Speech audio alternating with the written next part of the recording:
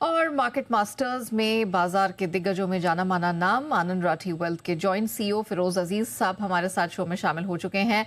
Firoz, good morning, बहुत स्वागत है आपका। थैंक यू हमारे लिए समय निकालकर आज जुड़ने के लिए।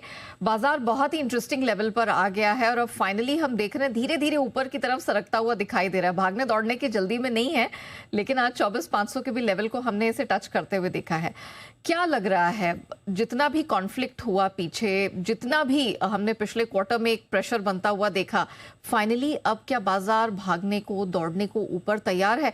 Because if I am not wrong, आपने इससे पहले भी अपनी रिसर्चेस रखी हैं जिसमें आपने कहा है कि 12 में से 11 कॉन्फ्लिक्ट्स ऐसे रहे हैं जहां पर गिरावट के बाद फाइनली मार्केट बहुत तेजी से भागा है। क्या इस बार भी हम भागने के लिए तैयार हैं? Of course pace of recovery इतनी मैटर नहीं करती मेरे हिसाब से। एक इन्वेस्टर को अपना दो तीन प्रश्न ही पूछने पड़ते हैं। लोग क्या होता है कि लोग इवेंट में घुस जाते हैं ना कि इम्पैक्ट में।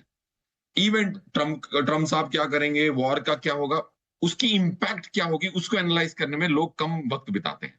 तो कमिंग टू योर क्वेश्चन, आप अगर देखेंगे, जैसे आपने सही फरमाया कि हमने कॉन्फ्लिक्ट्स देखी, बहुत सारी कॉन्फ्लिक्ट खत्म होने के बाद निफ्टी 7% ऊपर रहती है। एक बार वो निफ्टी कॉन्फ्लिक्ट खत्म होने के बाद भी ऊपर नहीं आ पाई। सो जाहिर सी बात है, कभी ना कभी कॉन्फ्लिक्ट खत्म होगी। अब साल भर में होगी तब बता नहीं पाते, 6 महीने में होगी, you have to see things unfold. But हमेशा कॉन्फ्लिक्ट खत्म होने के बाद निफ्टी 4-5% एटलीस्ट ऊपर रहती है, ये देखा गया है, if history has any merit at all from a projection standpoint. Second आता है सवाल 26 फरवरी when the war broke out, Nifty was 25,179, close थी 26 की। आज क्या हम उस लेवल पे पहुंचे हैं? The answer is no. क्या हम पहुंच जाएंगे? मेरे हिसाब से सूनर देन लेटर। क्या मार्केट वापस शिखर पे पहुंच सकती है? जरूर पहुंच सकती है, संभावनाओं के हिसाब से मैं बोल रहा हूं। क्यों ऐसा होता है? कॉन्फ्लिक्ट के बाद मार्केट ज्यादा स्टेबल हो जाती है। जो लोग इंपेशेंट होते हैं ना, जो शॉर्ट टर्म गेन के लिए आए होते हैं, वो वॉर देख के पहले 4 दिन में बेचते हैं, फिर और थोड़ी हिम्मत वाले अगले 10 दिन में बेचते हैं। तो जो हल्के हाथ होते हैं वो सब ऐसी शॉक्स में हट जाते हैं मार्केट से। सो मार्केट की जो कॉफी का अगर मैं कप का उदाहरण लूं, जैसे 10 मिनट छोड़ दो तो पूरी फ्रॉथ खत्म हो जाती है ना। तो मार्केट, जैसे ही मार्केट को आप 6 महीने ऐसी विपताओं के बीच में छोड़ दो तो हल्के हाथ जो फ्रॉथी ओनर्स होते हैं वो हट जाते हैं। That's why the market becomes more stable and volatility drops after an event. So to answer your question, मैं कहूंगा कि निफ्टी की प्रोबेबिलिटी शिखर पे पहुंचने की इस फाइनेंशियल ईयर में बहुत ज्यादा है। ग्रेट। अब थोड़ा सा इसे ब्रेक डाउन करते हैं, दूसरे फैक्टर्स पे फोकस करते हैं। अब हमारे लिए जो नेक्स्ट बड़ा इवेंट है वो है रिजल्ट सीजन। अभी तक हम देख रहे हैं कि जितने भी क्वार्टरली अपडेट्स निकल कर आ रहे हैं, बिजनेस अपडेट्स आ रहे हैं, वो ठीक ठाक हैं। कोई बहुत ज्यादा निराशा हाथ नहीं लगी है, इक्के दुक्के को अगर छोड़ दे। आपकी क्या उम्मीदें हैं इस रिजल्ट सीजन से? पहले तो हाँ, ऑफ कोर्स मेरी उम्मीदें रिजल्ट से एक बात है, but I will take you back to, मैंने 1 साल पहले अनिल सर के शो में कहा क्या होगा। अनफॉर्चुनेटली क्या है कि बहुत सारे एक्सपर्ट, बहुत सारे लोग टिप्पणी करते हैं निफ्टी पे, सेंसेक्स पे, बट उनकी अर्निंग्स पूछ लो लास्ट फाइनेंशियल ईयर की रुपीज में, उनको पता भी नहीं होता। अब लास्ट ईयर सेम टाइम मैंने बोला होगा कि निफ्टी की 1185 की अर्निंग्स आएगी। 1186 was my projection on Nifty earnings. अब रुपीज में कोई याद ही नहीं रखता, तो क्लोजर कहां हुआ? कोई एक दिग्गज थे जो लड़ रहे थे, बहुत पेसिमिस्टिक थे, तो मैंने कहा साहब इतने पेसिमिस्टिक क्यों हो? शायद आपके पैसे नहीं बने लास्ट 5 साल में, इसीलिए आप नेगेटिव हो। अर्निंग्स पूछी तो उनको अंदाजा भी नहीं है कि रुपीज में अर्निंग्स कितनी है। निफ्टी की 1195 की क्लोजर है, निफ्टी अर्निंग्स की लास्ट 1000 मतलब FY26 की। अब मैंने उनसे पूछा, भाई FY16-17 में क्या थी, आप इतने नेगेटिव हैं? तो पता नहीं था, 330 रुपए थी। 330 की अर्निंग 1196 हो गई, फिर भी आप उदास हैं। आप चाहते क्या थे निफ्टी कंपनियों से? कि भाई 330 की वो 3000 कर दें। So Nifty earnings for the last 10 years have grown at 12.9%. Nifty has grown at 9.3%. अब 3% की कंपाउंडेड अर्निंग्स ग्रोथ ज्यादा आई है 10 साल की अवधि के लिए बोल रहा हूं। सो मैं आपके इस प्रश्न पे, इस क्वार्टर पे ये तवज्जो इसीलिए दे रहा हूं कि लोग भूल जाते हैं, क्वार्टर क्वार्टर का स्कोरबोर्ड देखते हैं, मैच कौन जीता, वर्ल्ड कप कौन जीता, कोई देखना नहीं चाहता। Right, so that's why I'm bringing your attention back to the earnings numbers for the last 10 years. I will read out so that the viewer understands. 355, 451, 694, 479, 436, 740, 813, 946, 1077, and 1195.8. These are the Nifty earnings in rupee terms. And growth आप देख लीजिए 12.9 आएगी। रहा सवाल इस साल का, मेरे हिसाब से डबल डिजिट की अर्निंग्स ग्रोथ आने की उम्मीद है। टोटल प्रॉफिट, नेहा मैडम ये हाईलाइट कर रहा हूं, ये बहुत इंपॉर्टेंट चीज है, ये वायरल जानी चाहिए, मेरा मानना है। क्योंकि जो भी पेसिमिस्टिक है वो ये भूल जाता है कि last year total profit of Nifty companies has cross 10 lakh crore. 10 lakh crore, 10 साल पहले 3 लाख करोड़ थे।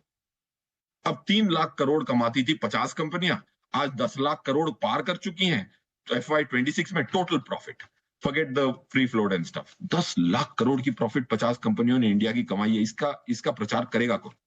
So that's why, sorry, I personally think 10% earnings growth for this year, Nifty is good. Okay great. अच्छा, अब FIIs, ये एक बड़ा पेन पॉइंट रहा है, कच्चे तेल पर भी मैं आऊंगी, लेकिन FIIs क्या लग रहा है कि अब उनका इंटरेस्ट लौट रहा है, हृदय परिवर्तन हो रहा है, और इज इट टू अर्ली? मेरे हिसाब से तो FII का हृदय ही नहीं है। क्यों हृदय नहीं है? Because they don't apply hard, they apply passive. $2 trillion MSCI emerging market index को ट्रैक करता है। वो इधर के बैंक बेचता है और सेमीकंडक्टर कंपनी खरीदता है। वो ना तो सेमीकंडक्टर कंपनी का ये देखता है, वो passive is how FIIs invest largely. Okay, 80% India का पैसा जो है, 41% फ्री फ्लोट जो FII की ओनरशिप है निफ्टी की, 39%, 41 4 साल पहले 2019 में थी, आज 38-39% free float of Nifty is owned by FII. It is not owned because they like businesses. They own it because they own as per the weights of MSCI emerging market index, जिसमें India का index भी आता है, standard index आता है। सो जब Korea की semiconductor company में गिरावट आएगी तो इंडिया में पैसा वापस आएगा। So that's why you see पहली बार काफी महीनों बाद 15 दिन कंटिन्यूअस टोटल इनफ्लो आया। That is because Korea has come down from 9,400 down to 7,600. Kospi 11 has come down. So मेरा ये मानना है कि FII ज्यादा दिमाग नहीं लगाते, वो पैसिव के आधार पे इन्वेस्ट करते हैं। आपकी जो वेटेजेस थी वो बड़े टॉप निफ्टी के वेटेजेस को कोरिया, ताइवान, चाइना ने खा लिया था, और $2 ट्रिलियन बड़ी अमाउंट होती है। तो वो जैसे ही उनकी जो साइकिल, अनवाइंडिंग साइकिल चालू होगी, उसमें इंडिया को थोड़ा पैसा आ सकता है, तब जाके Nifty will out perform broader market. So FII का हृदय परिवर्तन, if they use active management, वो भी हो रहा है, बट पैसिव मैनेजमेंट पे नजर रखना बहुत ज्यादा जरूरी है। 1.5 साल में कोरिया की मार्केट को सब भूल जाएंगे। जब 150% की रैली आती है, सब उसी एसेट की बात करते हैं। बिटकॉइन भागता है तो बिटकॉइन की बात करते हैं, सिल्वर भागता है तो सिल्वर की बात करते हैं। So Kospi now is down 22% cumulatively from its peak.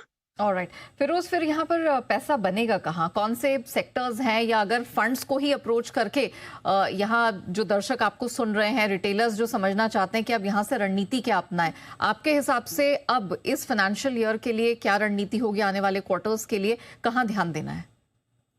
तो मेरे हिसाब से देखिए, अब अगर FII वापस आएंगे तो वो खरीदेंगे लार्ज स्टॉक्स, क्योंकि उन्होंने बेचे लार्ज स्टॉक्स हैं। निफ्टी की अगर मैं ब्रेक डाउन करूं तो इंडेक्स सेक्टर लेवल पे 37% है financial services, next largest sector है IT कंपनीज इज अबाउट 12%, फिर उसके बाद आता है ऑयल एंड गैस 12%। सो हमारे जो टॉप 2 निफ्टी के सेक्टर्स है ना, वो 2 sigma lower than it's mean valuations पे ट्रेड कर।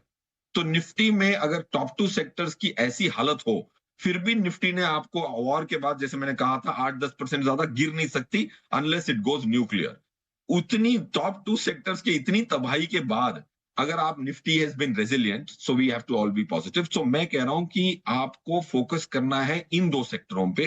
I am positive because credit growth will be good, asset quality has become better. India को अगर विकसित 2047 बनना है, तो हमारी जो बैंकिंग सिस्टम है, which is going to be a large backbone, will have to grow in double digits. There is no two ways about it if India has to become a 40 trillion economy by 2047.